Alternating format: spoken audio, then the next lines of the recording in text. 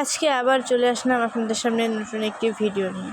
আজকে একদম মাটির চুলায় পাটার শিলে বাটা মশলা দিয়ে দেশি হাঁসের মাংস রান্নার রেসিপি আমার আম্মুর হাতে।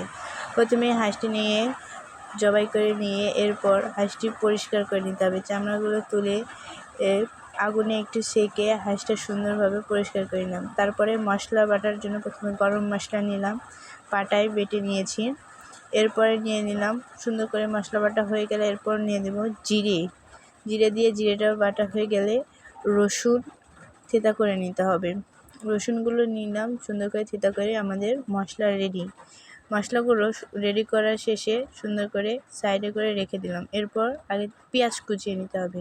কিছু পেঁয়াজ কুচিয়ে নিয়েছি আর কিছু চাকা করে কেটে নিয়েছি এবং হাঁসের মাংসটা সুন্দরভাবে পরিষ্কার করে ধুয়ে নিলাম। এরপর কড়াইতে দিয়ে দিলাম সয়াবিন তেল এবং সয়াবিন তেল আর পেঁয়াজ দিয়ে ভাজনা করে নেওয়ার পরে পানি দিয়ে দিলাম। তারপরে বেটে রাখা সকল গরম মশলা, জিরের, তারপর সব কিছু দিয়ে হলুদ, ঝাল পরিমাণ মতো সব কিছু দিয়ে দিলাম। দিয়ে এর মধ্যে কিছুটা সয়াবিন তেল আরও দিয়ে দিলাম। দিয়ে এখন সুন্দর করে মশলাগুলো কষায় নিতে হবে। একদম যখন তেল উপরে উঠে আসলো তখন আগে থেকে ধুয়ে রাখা মাংসগুলো কড়াইয়ের মধ্যে দিয়ে দিলাম। দিয়ে সুন্দর করে মাখিয়ে নিতে হবে। তারপরে ভেজে রাখা আলুগুলো দিয়ে দিলাম। দিয়ে সব মশলার সঙ্গে মাংসগুলো, আলু সুন্দরভাবে মিশিয়ে কষিয়ে ঢাকনা দিয়ে ঢেকে দিলাম। তারপর কিছুক্ষণ পর ঢাকনা তুলে আবারও একবার নেড়ে চেড়ে সব মশলা ঠিক আছে কিনা দেখে নিলাম।